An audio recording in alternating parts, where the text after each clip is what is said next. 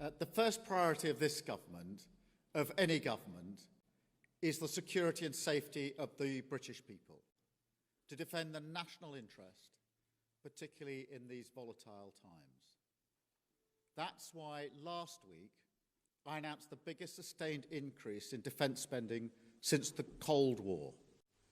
That's also why I met President Trump last week, to strengthen our relationship with America, and indispensable partners in defence and security. And it's why this weekend I've been hosting European leaders here in London to work together for the security of the United Kingdom, Ukraine, and Europe as a whole. Through my discussions over recent days, we've agreed that the UK, France, and others will work with Ukraine on a plan to stop the fighting. Then we'll discuss that plan with the United States and take it forward together. The purpose of today's meeting was to unite our partners around this effort, to strengthen Ukraine and to support a just and enduring peace for the good of all of us. Our starting point must be to put Ukraine in the strongest possible position now, so that they can negotiate from a position of strength, and we are doubling down in our support. Yesterday evening, the UK signed a £2.2 billion loan to provide more military aid to Ukraine, backed not by the British taxpayer, but by the profits from frozen Russian assets. And today I'm announcing a new deal, which allows Ukraine to use £1.6 billion of UK export finance to buy more than 5,000 air defence missiles, which will be made in Belfast, creating jobs in our brilliant defence sector. This will be vital for protecting critical infrastructure now and strengthening Ukraine in securing the peace when it comes. Because we have to learn from the mistakes of the past. We cannot accept a weak deal like Minsk, which Russia can breach with ease. Instead, any deal must be backed by strength. Every nation must contribute to that in the best way that it can, bringing different capabilities and support to the table, but all taking responsibility to act, all stepping up their own share of the burden. So we agreed some important steps today. First, we will keep the military aid flowing and keep increasing the economic pressure on Russia to strengthen Ukraine now. Second, we agreed that any lasting peace must ensure Ukraine's sovereignty and security, and Ukraine must be at the table. Third, in the event of a peace deal, we will keep boosting Ukraine's own defensive capabilities to deter any future invasion. Fourth, we will go further to develop a coalition of the willing to defend a deal in Ukraine and to guarantee the peace. Not every nation will feel able to contribute, but that can't mean that we sit back. Instead, those willing will intensify planning now with real urgency. The UK is prepared to back this with boots on the ground and planes in the air. Together with others, Europe must do the heavy lifting. But to support peace in our continent and to succeed, this effort must have strong US backing. We're working with the US on this point after my meeting with President Trump last week. And let me be clear, we agree with the President on the urgent need for a durable peace. Now we need to deliver together. Finally, we agreed that leaders will meet again very soon to keep the pace behind these actions and to keep working towards this shared plan. We are at a crossroads in history today. This is not a moment for more talk. It's time to act, time to step up and lead, and to unite around a new plan for a just and enduring peace. Thank you. I will now take a number of questions, starting, I think, with you, Beth. at Sky. Thank you, Prime Minister. Watching President Trump berate a wartime president and defender of European freedom in the Oval Office said to many people what you've already said in a way, that everything has changed. Given that the US has become an unreliable ally, did you as European leaders discuss the prospect of actually going it alone, and actually what the reality of a US pulling out of this, all of this would mean? Do you think you really do need the US? And if you do you think the coalition of the willing will be enough to bring President Trump back around? Thank you. Well, first, in relation to last Friday, nobody wanted to see what happened last Friday, but I do not accept that the US is an unreliable ally. The US has been a reliable ally to the UK for many, many decades and continues to be.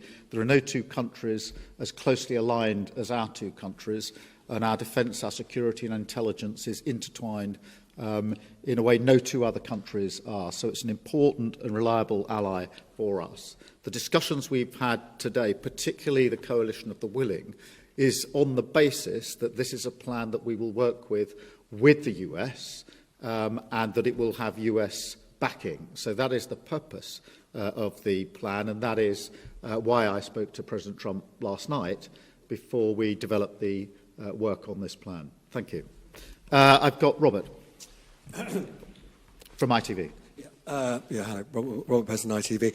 I want to sort of put to you what will be on the minds of millions of British people.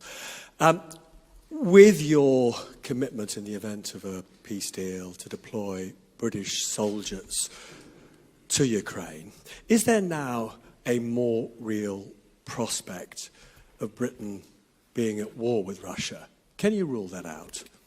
The whole point of a guarantee for any deal, or if there is a deal, is to preserve the peace.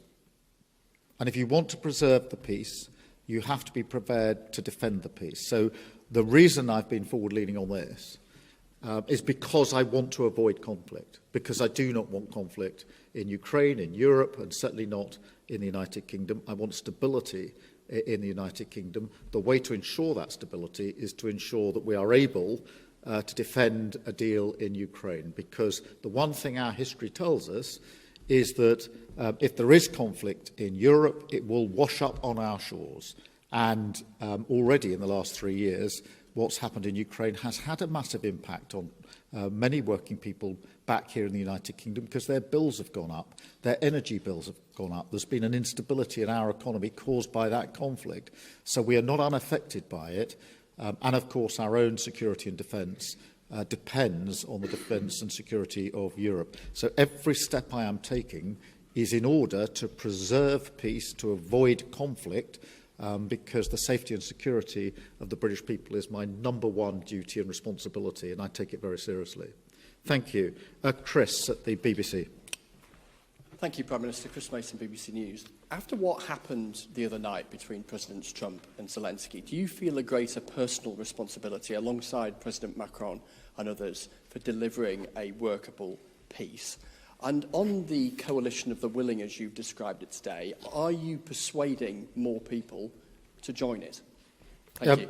On the question of responsibility, I do think the United Kingdom should step up and lead.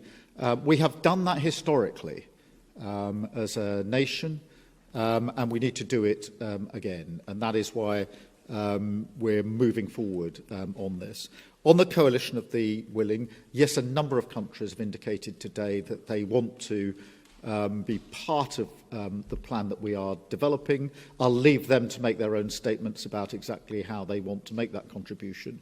But we've been able to move that forward. I accept without criticism and with respect the position of other countries that may not feel that they want to contribute in that way. But I strongly feel that unless some move forward, we will stay in the position we're in and not be able to move forward. And therefore, it is a deliberate plan to ensure that we get some momentum and pace here.